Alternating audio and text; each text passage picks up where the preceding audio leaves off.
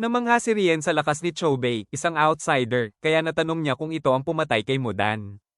Nang tanungin ni Chobei kung sino ang lalaki, bigla nitong inatake ang kamay ni Chobei at ito'y nabutas. Lalong napukaw ang interes ni Rien nang makita niya ang kakayahan ni Chobei na agad maghil ng kanyang katawan. Pinakawalan ni Fuchi ang nilalang nahati ang katawan dahil wala siya sa mood na i-dissect ito at ayaw na rin niyang makakita pa ng panibagong kamatayan. Nag-aalala naman si Sagiri sa kalagayan ni Mei, kaya nilapitan ito ni Fuchi at ipinaliwanag na si Mei ay isa sa mga Tencent at nasaksihan niya ang paggamit nito ng kakaibang kapangyarihan. Kahit kulang sa kagamitan, gagawan pa rin ni Fuchi ng paraan upang mapababa ang lagnat ni Mei, ngunit humingi siya ng kapalit ang buong katotohanan tungkol kay Mei at sa mga Tencent. Dahil sa pagkamatay ng isang miyembro ng kanyang pamilya, napagtanto niya ang seryoso nilang sitwasyon at nakadepende sa mga sagot ni Mei kung ito ay kanyang patatawarin o hindi. Humiling din siya ng tulong kay Sagiri sa paghahanda ng medisina. Tinawag ni Gabamaro sila Gantetsusai at ipinaalam na bumalik na ang kanyang mga alaala, ngunit hamina naman ang kanyang battle instincts, kaya humiling siya ng tulong sa kanila. Naiinis si Gantetsusai dahil pakiramdam niya ay minamaliit ni Gabamaro ang kanilang kakayahan. Sinabihan din ni Gabamaro si Toma na huwag magpigil, alam niyang galit ito sa kanya at kung nais siyang patayin, huwag nitong pigilan ang sarili. Naghanda rin sina Shian at Norugay sa pag-atake, at pinagamit ni Gantetsusai ang kanyang espada kay Toma. Bago magsimula ang laban, naalala ni Gabamaro ang kanyang natutunan sa laban nila ni Chobei, ang sobrang pag-asa sa tao ay mapanganib. Ngunit alam din niyang hindi niya matatalo ang iba, lalo na ang mga Tencent, kung wala ito. Kaya nanatili siyang kalmado at nag-concentrate upang humanap ng ibang paraan. Sa gitna ng tensyon, bigla siyang nagpasalamat sa kanila, dahilan upang lalong magalit si Gantetsusai at sumugod. Mabilis na umatake si Toma, ngunit paulit-ulit itong naiwasan ni Gabamaro hanggang sa ma-counter niya ito gamit ang tao.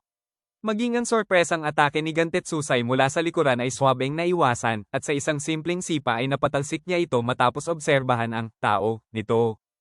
Sumugod din si Norugay, at sinabi ni Gabamaro na imposibleng talunin ang mga Tencent sa simpleng tao manipulation dahil mga halimaw silang hinasa ito sa loob ng 1,000 taon. Nang sabay-sabay silang umatake, ginamit ni Gabamaro ang tao sa paligid at naitaboy ang tatlo ng sabay-sabay. Ayon sa kanya, mas malakas ang magiging reaksyon kapag ibinalik ang puwersang nakatuon sa kanya. Namangha si Norugay at sinabing magagamit iyon laban sa mga Tencent, ngunit iginiit ni Gabamaro na hindi pa ito sapat at kailangan pa ng matinding pagsasanay.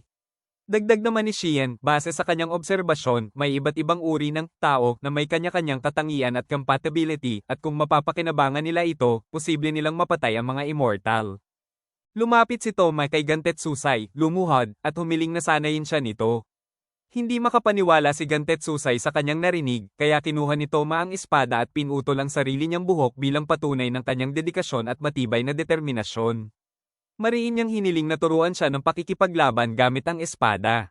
Dahil sa kanyang nasaksihan, pumayag si Gantetsusai at inutusan si Toma na sumama sa kanya at dalhin ang espada. Samantala, naiirita si Chobei kay Rien at napansin niyang mas malakas pa ito kumpara sa mga doshi.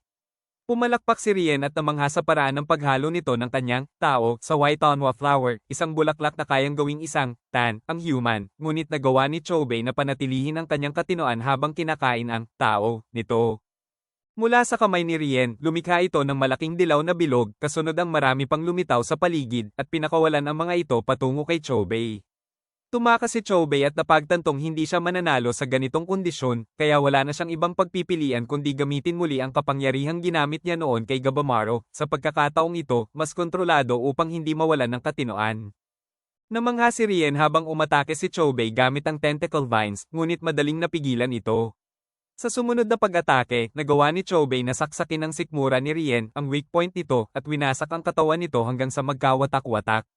Napansin niyang hindi ito nagre-regenerate kasabay ng pag-abot niya sa sariling limitasyon. Ngunit laking gulat ni Chobei nang may lumitaw na isa pang Rien sa likuran niya, kasunod ang marami pang nagsisulputan. Doon niya napagtanto na clone lamang ang kanyang napatay. Lumapit si Rien at tahasang sinabi na dadalhin niya si Chobei sa kastilyo para sa research. Sinubukan pang umatake ni Chobei, ngunit bumigay na ang kanyang katawan, kaya tinamaan siya ng 1-inch punch ni Rien, ibinalik siya sa katinoan at tuluyang nawalan ng malay. Pagmulat ni Chobei, nakagapos ang kanyang dalawang kamay at nakahiga siya sa kama. Nagpakita si Rien sa anyong babae, at ipinaliwanag na dahil sa kakaibang katawan ni Choubei, isang bagay na hindi pa niya nasaksihan, siya ang huling susi na kailangan nito para sa kanyang research. Nagtaka si Choubei sa biglaang kilos ni Rien, ngunit ipinaliwanag nitong isa lamang itong Bochu Jutsu na layong mas maunawaan ang daloy ng tao sa pagitan nilang dalawa. Ayon kay Rien, nagiging ineffective ang Bochu Jutsu kung walang harmony, at tinanong niya kung may nais munang itanong si Choubei bago sila magsimula. Dahil dito, agad na tinanong ni Choubei kung ano ba talaga ang islang iyon at kung ano ang tunay nilang ginagawa roon. Ipinaliwanag ni Fuchi ang mga sinabi ni Mei, ang Tencent at mismong isla ay likha ng isang tao na nagsaliksik tungkol sa immortality base sa pag-aaral ng Shinsen. Sa Taoism, lahat ng bagay ay nagmumula sa tao, at sa islang ito natuklasan ang paraan upang manipulahin ito. Sa paulit-ulit na pagblend ng tao ng mga nabubuhay, sinubukan niyang makamit ang walang hanggang buhay sa pamamagitan ng trial and error, at dito isinilang ang mga Tencent bilang fusion ng human at plant tao, may lalaki at babae.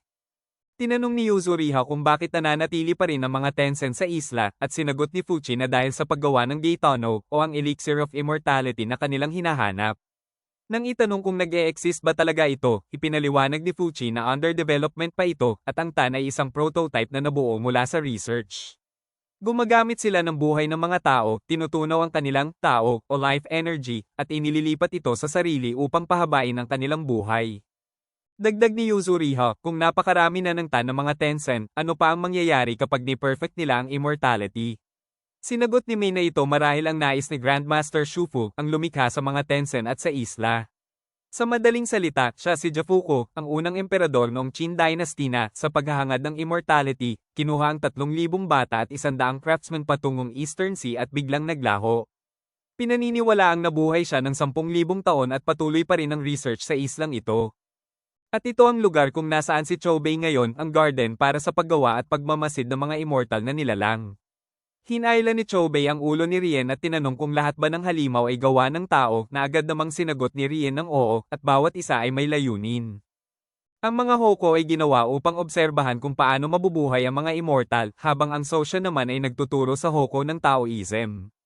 Lahat sila ay nilikha mula sa kombinasyon ng tao, ng kanilang Grandmaster at Flower, tao, at ang tao, ang pinagmumulan ng lahat. Dahil sa kahalagahan ng tao, ni Choubei, nais siyang pag-aralan ni Rien.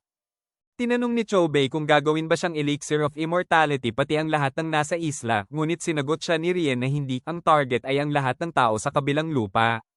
Naka-prepare na sila at ang kailangan na lang ay ang perpektong TAN. Kung tutulong siya, papayagan siyang sumali sa kanilang grupo, sa halip na maging TAN, makakasama siya. Sa isip ni Choubei, nagdadalawang isip siya, lalo't hindi niya kayang patayin si Rien sa sitwasyon niya ngayon. Ngunit naalala niya ang kanyang kapatid, at dito niya napagdesisyonan na susubukan niya ang Bochu Jutsu kay Rien para matutunan ng mastery sa paggamit ng tao, at mariin niyang sinabi na ayaw niyang maging nasa ilalim. Napagtanto ni Yuzuriha na si Jafuko ang pinagmulan ng lahat ng nangyayari. Biglang bumagsak si Mei, at napansin nilang naging kahoy ang kanyang braso. Sa nanghihinang kalagayan, ipinaliwanag ni Mei na kapag ginamit niya ang kanyang tao, nagiging puno siya at hindi niya magagawang ihil ang sarili. Sinabi ni Yuzuriha na tutulungan niyang ihil ang tao ni Mei tulad ng ginawa ni Gabamaro, ngunit hindi ito sinang-ayunan ni Mei dahil sinira ni Rien ang ovule nito. Tinanong ni Sigiri kung sino si Rien, at sinagot ni Mei na isa sila sa unang estudyante na ginawa ni Shufu.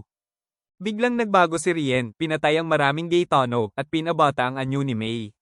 Kaya umalis si Mei, at sinabi ni Hoko na gamitin ang kanyang tao para mapunta sa kanila ang enerhiya ng ibang nilalang, kahit na ang kapalit ay ang kamatayan ni Hoko.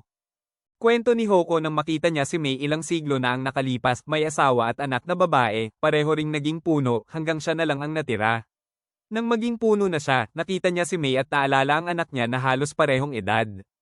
Dito inalagaan ni Hoko si Mei, alam ang kakaibang kakayahan at kagustuhan nitong umalis sa isla, ngunit nagkunwari siyang pamilya. Humingi ng kapatawaran si Hoko sa ginawa niya, at bilang kabayaran, sinabing gamitin ni Mei ang kanyang buhay. Lumapit si Mei, at naramdaman niya ang pagkakaroon ng tunay na pamilya, tulad ng ama at anak. Dito sinimula ni Mei ang pag-e-extract, lumiwanag ang paligid, at sa paglaho ni Hoko, bumalik si Mei sa kanyang kabataan. Bilang pasasalamat sa patuloy ninyong suporta, mamimigay ako ng 100 petot sa isang solid subscriber ng Anilog Recap. Para makasali, i-like ang video at mag-comment kung ano ang masasabi ninyo sa episode na ito. Pipili po ako ng isang comment mula sa mga video na maa-upload simula January 24 hanggang January 31 at i-announce ang winner sa February 1. Maraming salamat po sa patuloy ninyong suporta, mga kaanilog. Thank you for watching.